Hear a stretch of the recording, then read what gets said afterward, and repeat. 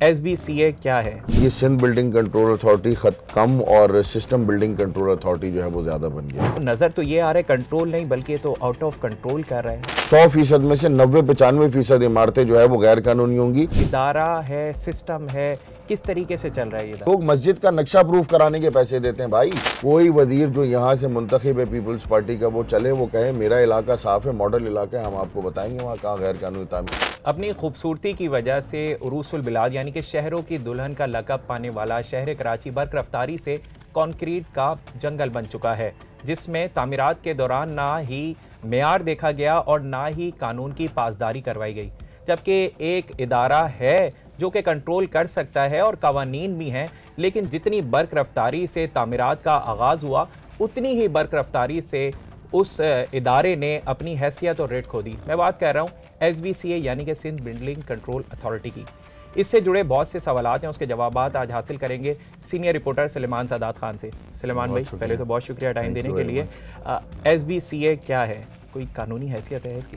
देखिए, ये एक रेगुलेटरी अथॉरिटी है और बुनियादी तौर पर इसका काम ये है कि जो गैर कानूनी तामीरात हैं उनको रोकना, और जो कानूनी तामीरात हो रही होती हैं उनमें जो लॉज हैं या रेगुलेशंस हैं उन सारी चीज़ों को मद्देनज़र रखते हुए उस स्ट्रक्चर को पाए तकमील तक जब पहुंचा रहे होते हैं तो ये उसको देखते हैं कि आया इसमें जो मटेरियल इस्तेमाल हुआ है या जो इसमें तामीरात हो रही हैं ठीक। बेसिकली ये कराची बिल्डिंग कंट्रोल अथॉरिटी थी और फिर इसको लेटली जो है वो सिंध बिल्डिंग कंट्रोल अथॉरिटी करके उसको वसअत दी गई।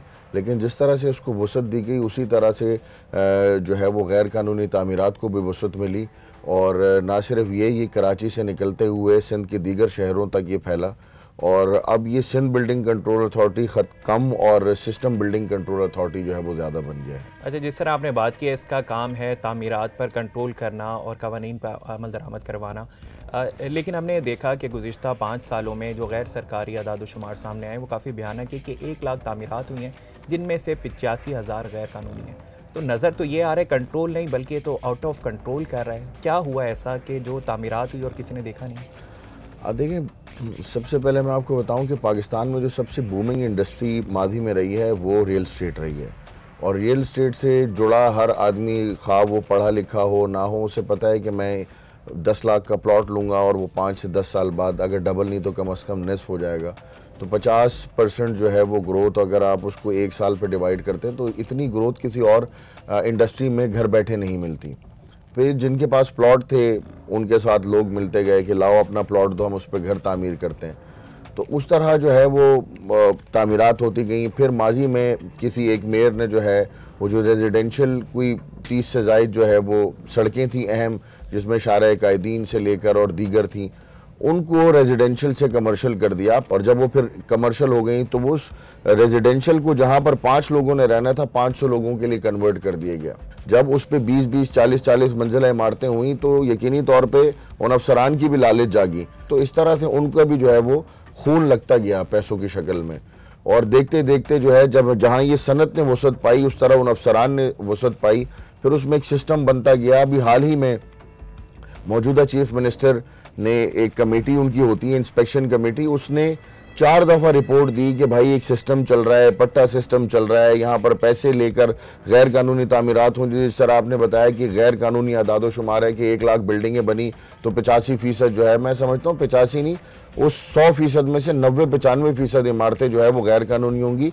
अगर 85% मुकम्मल गैर कानूनी थी तो जो 10% कानूनी बनी होंगी उन्होंने भी जो है वो रूल्स एंड रेगुलेशंस को यकीनी तौर पर फॉलो नहीं किया होगा, क्योंकि 120 गज पे जो तामीरात कर रहा होता है या 200 पे कर रहा होता है वो मुतवस्सित तबका या फिर वो अपर मिडिल क्लास तबका होता है। वो चाहता है कि वो उस पूरी लैंड को यूटिलाइज करे, ना उसमें सेफ्टी एग्जिट्स छोड़े, ना उसमें राइट लेफ्ट पे जो है वो बैल्कनीज छोड़े, और अगर वो ग्राउंड प्लस जो है वो 2 बना सकता है तो कोशिश करता है ग्राउंड प्लस 3 पे चला जाए।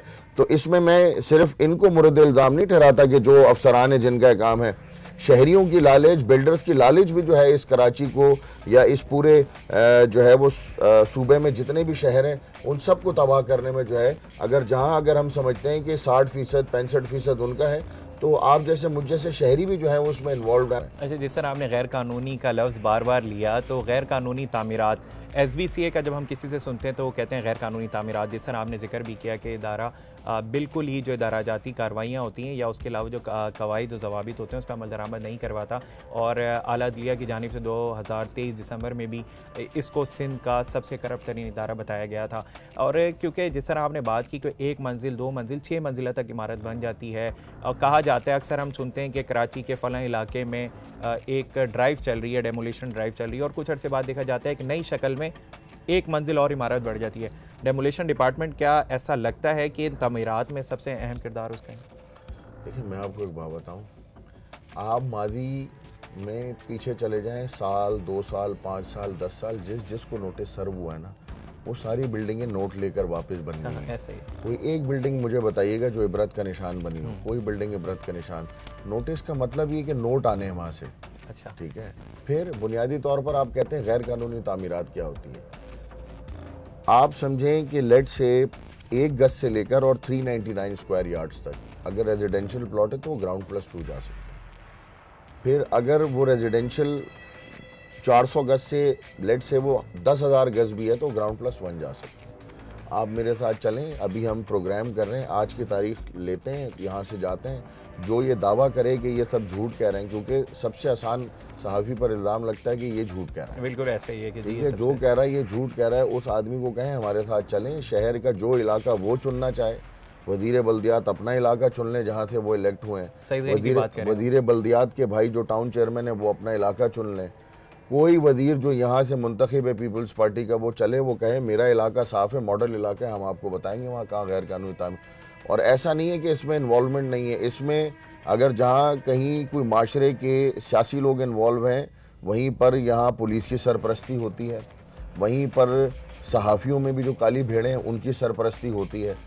हर वो शख्स जो कि अपने आप को अपने दायरे-कार से बाहर निकल कर जाना चाहता है वो उसमें इन्वॉल्व होता है। NGOs इन्वॉल्व होती हैं, इलाकाई ओहदेदार इन्वॉल्व होते हैं, समाजी रहनुमा इन्वॉल्व होते हैं, सहाफ़ी इन्वॉल्व होते हैं। कौन कौन नहीं होता है इन्वॉल्व, ठीक है ना। तो ये एक पूरी की पूरी अब एक इंडस्ट्री बन चुकी है। आप इसकी मिसाल ले लें, हाल ही में 27 लोग जो है वो लुकमा अजल बने। शायद उनकी अपनी गैर कानूनी जो जिस बिल्डिंग में रह रहे थे तामीरात हो रही थी, अगर वो उसको उसी वक्त रोक देते तो नहीं होता। बहुत इफ्स एंड बट्स हैं, लेकिन 27 लोग अब इस दुनिया में नहीं है जिनके बारे में हम बात कर रहे हैं। अब उन्हें अल्लाह गरीक रहमत करे, लेकिन उसके बाद इतना बड़ा हादसा दुनिया के किसी तरक्की याफ्ता मुल्क में हो जाता तो इबरत का निशान बना दिया जाता। होता ये कि सस्पेंड करते हैं, उनको वहाँ से हटाते हैं कि कुछ अरसे खामोश रहो, फिर किसी और जगह लगा देते हैं। फिर बताया जाता है कि बहुत बड़ी ड्राइव हो रही है भाई, ये हो गया वो हो गया, हमने 2 दर्जन से ज़ायद लोगों को जो है वो हटा दिया। अबे भाई, आपने लिस्ट बनाई है 500 से ज़ायद इमारतें, आप कमिश्नर कराची कह रहे हैं कि नई जो इमारतें हैं वो 700 से ज़ायद हैं। मैं आपको कह रहा हूँ 700 से नहीं होंगी, 7,000 से ज़ायद होंगी। आपने बात की है मखदूश इमारतों की, तो SBCA की जानिब से 588 इमारतों को डिक्लेयर किया गया, जिसमें आपने कहा कि वो 588 नहीं, इसकी तादाद बहुत ज़्यादा है। और फिर उससे जुड़ा लियारी का वाक़या, अफसोसनाक वाक़या था। इब्तिदा में जो इदारे की गफलत या मज़े का खेज़ चीज़ें सामने आई, उसमें रिपोर्ट जमा करवाई गई, उसमें प्लॉट नंबर ठीक नहीं था। फिर कहा गया कि जी इस पर नोटिस सर्व हुआ था, तो आपने भी बताया कि नोटिस सर्व करना सिर्फ हल नहीं है, नोटिस मतलब नोट आना। अब मुझे ये बताएं कि मखदूश इमारतों की जो शहरी रह रहे थे, जो भी आवाम रह रही थी, उनका इनखला हो चुका है, पहले तो आप मुझे ये बताएं, और क्या मुतबादिल दिया जा रहा है? लेकिन कोई इनखला नहीं हुआ। ज़बानी जमा खर्च से तो जो इस कराची के अंदर 60 डिप्टी कमिश्नर्स हैं, एक कमिश्नर है। अगर आप उनकी गुफ्तगू सुने तो आपको लगेगा कि आप दुनिया के ऐसे खूबसूरत मुल्क में रह रहे हैं। आंखें बंद करें तो आपको लगेगा कि किसी ऐसी जगह पर आ गए हैं कि बस आप भी अब जो है वो जन्नत के करीब तर हैं। आप ये जाकर रोटी वाले से पूछें कि क्या वो नान सरकारी रेट पे बेच रहा है, आटा सरकारी रेट पे, दाल दूध रोटी जिसकी जिम्मेदारी है। बुनियादी काम जो अपना आदमी सही नहीं करता हो, मैं ये नहीं कह रहा कि ये मौजूदा कमिश्नर, इससे मादी में जितने भी पहले गुजरे, अगर कोई एक आदमी ठीक कराता ना, चीज़ें बेहतर हो जाती। जो मखदूश इमारतों का आपने कहा कि उससे इनखला नहीं हुआ है, अभी भी हैं, और क्या आपको ऐसा लगता है, क्योंकि पीपल्स पार्टी के सीनियर रहनुमा सरदार नबील कबूल, अभी जब ये लियारी वाला वाक़या हुआ तो उनका एक बयान सामने आया कि अगर SBCA को कुछ बोलें तो फ़ोन आता है। कौन सा फ़ोन है, सिस्टम क्या है, क्या सिस्टम कितना है, इदारा है, सिस्टम है, किस तरीके से चल रहा है ये इदारा? बात यह है कि SBCA का जो काम है, SBCA उससे बरी जमा कैसे होती है, आपको नोटिस सर्व किया, खाली किसने कराना है? ज़िला इंतज़ामिया ने। ज़िला इंतज़ामिया किसके पास है? कमिश्नर कराची के पास, डिप्टी कमिश्नर के पास, उसके बाद असिस्टेंट कमिश्नर आता है, उसके बाद मुख्तियारकार आता है इलाके का। ये क्या करते हैं? जब आप बिल्डिंग बना रहे होते हैं तो पहुँच जाते हैं कि भाई साहब आप क्यों बना रहे हैं, नोट लेकर पीछे हट जाता है। मैं किसी को नहीं कह रहा कि XYZ कर रहा है, ये पूरा निज़ाम इसमें इन्वॉल्व है। ये जो लोग मरे, इस 27 लोगों के कातिल सिर्फ कोई एक आदमी नहीं है, वहाँ उस बिल्डिंग के आसपास रहने वाले पॉलिटिकल आदमी से लेकर और DG SB से लेकर और फिर वहाँ से जो मिनिस्टर जो भी उस वक्त का मौजूदा हो, जिसमें बनी है दौर में वो जो मौजूदा है, वो सारे इसमें इन्वॉल्व हैं। तो जिम्मेदारी मौजूदा हुकूमत की होती है। हुकूमत माँ का किरदार अदा करती कि यार मेरा जो एक बच्चा फलां घर में रहेगा मर जाएगा। फिर आपने बात की कि नबील कबूल, भाई नबील कबूल कोई पहली दफ़ा यहाँ पे इलेक्ट हुए हैं क्या? MNA मिनिस्टर रहे हैं यहाँ से, उनकी पूरी सियासत लियारी के इर्द गिर्द घूमती रही है। अगर वो पीपल्स पार्टी में रहे या MQM में गए और फिर पीपल्स पार्टी में रह गए, बंदा नबील कबूल से पूछे कि आप इल्ज़ाम तो लगा रहे हैं, आपका इल्ज़ाम दुरुस्त या गलत बाद में साबित होगा, आप MNA नहीं है, आपने क्या किया? आप गले से किसी को पकड़ के दबोच के नहीं पुलिस के हवाले कर सकते थे कि ये 4 कल्प्रेट हैं और ये जो है इनकी वजह से कल को लोग मर जाएंगे, मेरी पार्टी मेरे चेयरमैन को लोग गालियां देंगे कि पीपल्स पार्टी क्या कर रही है। ये बड़ा आसान है कि मैं अपनी गेंद आपकी तरफ फेंकूं, आप अपनी गेंद मेरी तरफ फेंकें। फिर बात है ये सिंध बिल्डिंग, मैंने आपको कहा ये सिस्टम बिल्डिंग कंट्रोल अथॉरिटी है। आप आज मेरे साथ चलें और आप कहें मैं मस्जिद का नक्शा अप्रूव करा रहे हैं, लोग मस्जिद का नक्शा अप्रूव कराने के पैसे देते हैं भाई, हर चीज़ पे इनको पैसे चाहिए। इस तरह इनके यहाँ कोई माफ़ी नहीं है, ये कोई नो टॉलरेंस पॉलिसी है अच्छाई के ऊपर इनकी।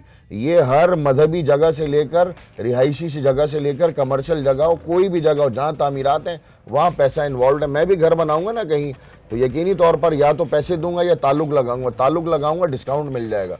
मुफ्त में ये अपने सगे बाप का भी कोई काम नहीं करते। अच्छा, आखिर में मुझे बताएं इसको बेहतर कैसे किया जा सकता है? जैसे अभी मौजूदा जो दौर है इसमें SBCA के बहुत सारे लोग जो करप्ट थे उनके खिलाफ तहकीकात हुई, ठीक है, वो चाहे कोई भी रियासती इदारा था, FIA हो या एंटी करप्शन हो या दीगर इन्वेस्टिगेटिव एजेंसीज, उनका खौफ जब आता है ना तो कुछ अरसे के लिए थम जाते हैं।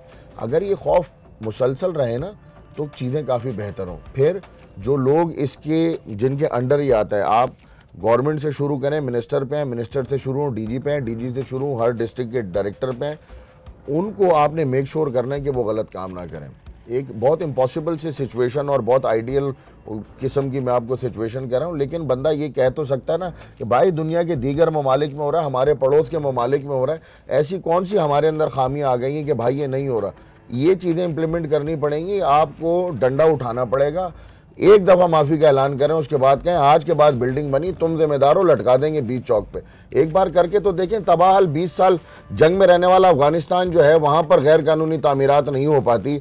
यहाँ पर ऐसा क्या है कि यहाँ पे जिसका दिल चाहता है वो आगे तामीरात करें। चलें जी, बहुत शुक्रिया। हमारे साथ मौजूद थे सीनियर रिपोर्टर सलेमान सादात खान, जिन्होंने बहुत ही अहम इंकशाफात किए, तहलका खेज भी थे और ख़ास तौर पर सख्त एहतसाब के बारे में उन्होंने राय दी कि सख्त एहतसाब की ज़रूरत है और जो मखदूश इमारतों के हवाले से जो नोटिस जारी हुए थे अभी तक उनका इनखला नहीं हुआ है। तो SBCA क्योंकि ये बिल्डिंग कंट्रोल अथॉरिटी है लेकिन एक सिस्टम की नज़र है, या इदारे में काम करने वाले खुद अपने इदारे की बदनामी का बाइस बने हुए हैं। हम उम्मीद यही करते हैं कि जो सिंध बिल्डिंग कंट्रोल अथॉरिटी है वो मुस्बत तरीके से काम करे ताकि ये जो कंक्रीट का जंगल है ये मज़ीद जानों को ना ले इस शहर की।